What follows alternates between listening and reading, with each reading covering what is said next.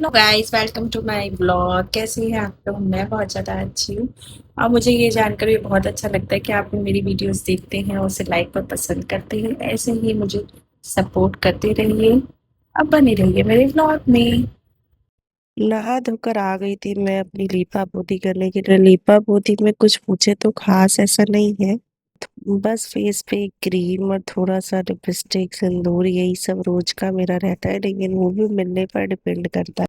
आजकल कोई भी चीज जगह पर नहीं मिलती, क्योंकि पहले तो सिर्फ ध्वनि थी, अब तो जानना भी, हर सामान उठा के फेंकना इधर उधर करना शुरू हो चुका है उसका। इसीलिए मैं अपने इस पिटारे में ही अपना ज्यादातर सामान रखती हूँ। बस जो डेली यूज का होता है उसको बाहर रखती हूँ, अदरवाइज तो मेरा सारा सामान इस पिटारे में ही रहता है। ये मुझे मेरी शादी में मिला था और जो मैंने अभी तक संभाल के रखा हुआ है। फाइनली मैंने कुछ ऐसा लुक ले लिया था आफ्टर लिपा पोती।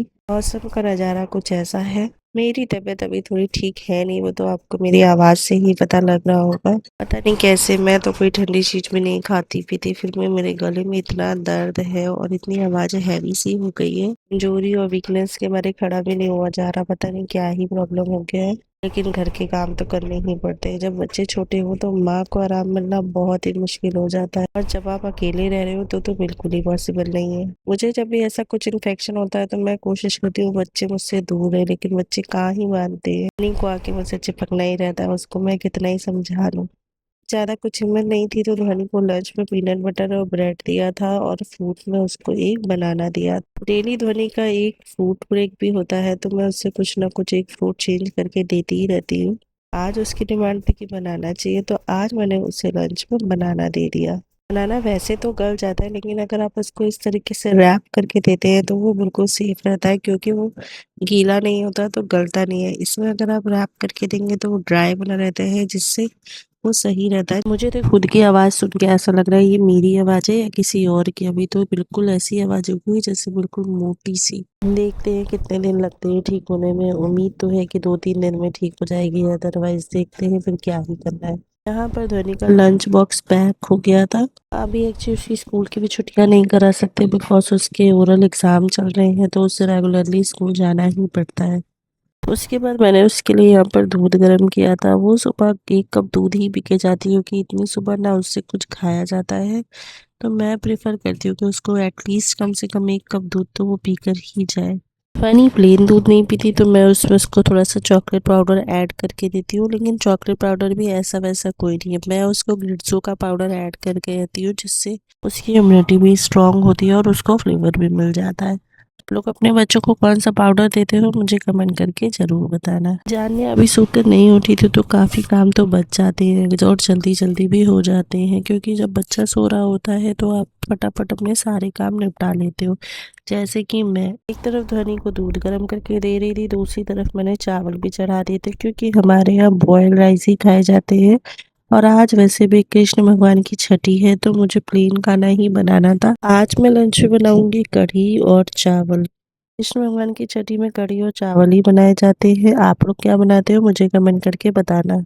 यहाँ पे ध्वनि की मैं चोटी कर रही थी, क्योंकि कुछ काम ऐसे हैं जो वो अभी अपने आप नहीं कर पाती, मम्मा को ही करके देने पड़ते हैं। बाकी तो मेरी बेटी बहुत अच्छी है, वो अपने सारे काम खुद कर लेती है और मुझे अब तंग भी नहीं करती, क्योंकि अब वो बड़ी हो रही है, उसे समझ में भी आ रहा है। बस जहाँ समझदारी की बात करूँ तो कुछ ना कुछ गड़बड़ तो होनी है। अब मैडम को एक चोटी नहीं 2 चोटी करानी है, इसके लिए वो रबड़ बैंड लेने भाग गई। छोटी करने के बाद मैं आ गई थी किचन में, और यहाँ हस्बैंड की उंगली में लग गई थी थोड़ी सी चोट, तो वो अपना मलहम पट्टी करने भी किचन में आ गए थे। देसी नुस्खा जैसे कि हल्दी और तेल, हमने बचपन से यही सीखा, कुछ भी कटे वटे कुछ भी हो उस पे बस हल्दी और तेल लगा लो, आराम मिल जाता है। आप लोगों को ये बात पता है या नहीं? फटाफट मैं चढ़ा रही थी कढ़ी, क्योंकि मेरा था जब तक जान्या सोकर उठेगी तब तक मैं अपने काम कर लूँ। वैसे ही मेरी तबीयत ठीक नहीं है, ऊपर से आज तो भागम भागी भी नहीं हो सकती। इधर दीदी को स्कूल भेजा। देख रहे हो आप कैसी लग रही है वो स्कूल ड्रेस में, अच्छी लग रही है ना? तो यहाँ पर मैं उनको स्कूल भेजा, बाय बाय किया, और वो अपनी कथा सुनाने शुरू हो जाती है, तो उसको घड़ी भी नहीं दिखती कि वो लेट हो रही है या नहीं। पापा जा रहे थे उसको नीचे छोड़ने, मैं नहीं गई थी क्योंकि मेरी तबीयत भी ठीक नहीं थी और मुझे जाने का मन भी नहीं था। तो यहाँ पर मैंने किया उसको बाय बाय और भेजा स्कूल के लिए। उसके बाद वापस बैक टू पवेलियन में आ गई। किचन में मैंने बनाई अदरक वाली चाय, बढ़िया खूब सारी अदरक कूट कूट के और उसमें सौंफ भी डालकर। सौंफ के बिना तो हमारे यहाँ चाय नहीं बनती, भले एक बार को अदरक ना हो लेकिन सौंफ चाय में जरूर डलती है। सौंफ से चाय का फ्लेवर बहुत ज्यादा इनहेंस हो जाता है। अगर आप लोग भी ट्राई करना, सौंफ वाली चाय बहुत बढ़िया बनती है। एक तरफ बन रही थी चाय, दूसरी तरफ बन रही थी कढ़ी। कढ़ी को इस तरीके से इससे मैश करते रहते हैं ना तो बहुत ही एकदम क्रीमी टेक्सचर में बनती है। आप लोग भी ट्राई करना, बहुत अच्छी बनती है। और इसकी अगर आप लोग फुल रेसिपी मांगोगे तो मैं अलग से एक वीडियो बना के डाल दूंगी, कमेंट में आप लोग रेसिपी लिख देना।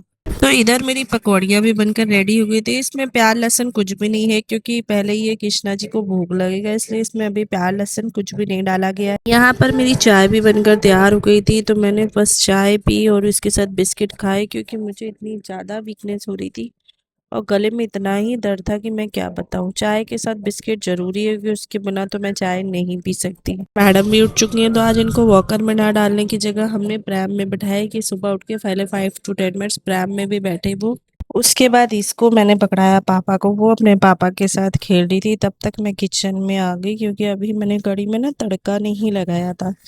लड्डू गोपाल को तो जो भोग लगेगा वो बिना प्याज लहसुन की कढ़ी का ही लगेगा, लेकिन हम जो खाएंगे उसमें हमें तड़का लगाना ही। सो यहाँ पर मैंने एक प्याज लिया और उसको मैंने अच्छे से कट कर लिया, बारीक सा चॉप करेंगे, मोटा मोटा नहीं रखेंगे। आप चाहो तो तड़का देसी घी में भी लगा सकते हो, लेकिन मैं सरसों के तेल में ही प्रेफर करती हूँ, इससे इसका टेस्ट बहुत ज्यादा अच्छा आता है। तेल गर्म होने पे मैंने उसमें राई, जीरा, कड़ी पत्ता और प्याज, हरी मिर्च सब कुछ डाला। अब मैंने उसे अच्छे से फ्राई किया, तब तक फ्राई किया जब तक वो ब्राउन सा नहीं हो जाएगा, उसको हम तब तक फ्राई करते रहे। तड़का हमेशा फुल गैस पे ही बनाना, गैस का फ्लेम हमेशा हाई होना चाहिए। उसके बाद मैंने उसमें ऐड किया थोड़े से लाल मिर्च और थोड़ा सा धनिया पाउडर, इसके अलावा मैं कुछ भी। फिर इसको पका के मैंने कढ़ी में डाल दिया।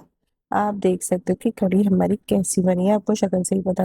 भगवान जी की कढ़ी मैंने पहले ही अलग कर दी थी, कढ़ी और चावल, क्योंकि उसका भूख लगना था। पापा को फिर जाना था ऑफिस, तैयार होना था, तो इन मैडम को बिठाया गया मैट पे। ये मैट पर आजकल खेलती कम है, उसको मोड़ना और खाने में इनका ज्यादा इंटरेस्ट आ गया क्योंकि अभी मैट भी इनके लिए छोटी पड़ने लग गई है, ये उस पे बाहर भाग आती है। थोड़ी देर खेल कूद के बाद कपड़े गंदे हो गए तो मैंने कपड़े इनके चेंज किए। फिर इन्हें मैंने आज फर्स्ट टाइम नाशपाती दिया खाने के लिए, जो इसे खाने में अच्छा लगा। इससे थोड़ा थोड़ा तो अपने आप चबा कर खाया, बट पूरा नहीं खा। अगर आप भी बच्चों को सॉलिड खाना अपने आप सिखाना चाहते हैं तो उनको ऐसी चीजें पकड़ाते रहें जिससे उन्हें खाने की और वो अपने आप खाना सीखे। अदरवाइज तो बच्चों को हमेशा वो मैश या प्यूरी वाला ही खाना खाने की आदत रहती है, फिर वो सॉलिड जल्दी खाना शुरू नहीं करते जब तक उन्हें समझ नहीं। उसके बाद मैं जानिया को सोचा अब थोड़ी देर सुला देती हूँ, वो सोएगी तभी तो मैं भी सो सकती हूँ, मैं रेस्ट कर सकती हूँ। फिर मैंने उसको सुलाने के लिए दूध गर्म किया क्योंकि वो बिना दूध पिए नहीं सोती। उसके बाद आज दिन का कुछ भी रिकॉर्ड नहीं हुआ क्योंकि मेरी तबीयत ठीक नहीं थी। फिर सीधे शाम को जब मेरी मेड आई है, वो अपने काम करी थी और मैं करी थी शाम की पूजा की तैयारी।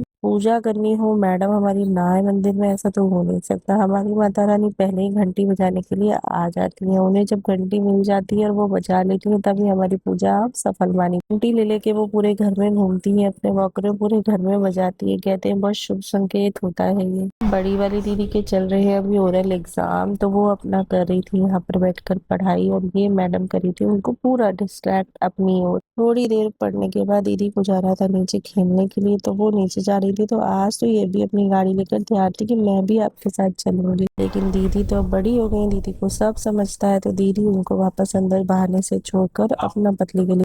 तब तक पापा भी आ गए तब तक पापा भी आ गए थे ऑफिस से और ये मैडम पापा के साथ अपना खेल रही थी। पापा को देख के तो इनकी गाड़ी की स्पीड ये अपने पापा के साथ लगी थी। तब तक मैंने कराई अपने सर पे चंपी, क्योंकि सर में इतना दर्द था ना कि अब तो बिना तेल मालिश के कुछ भी।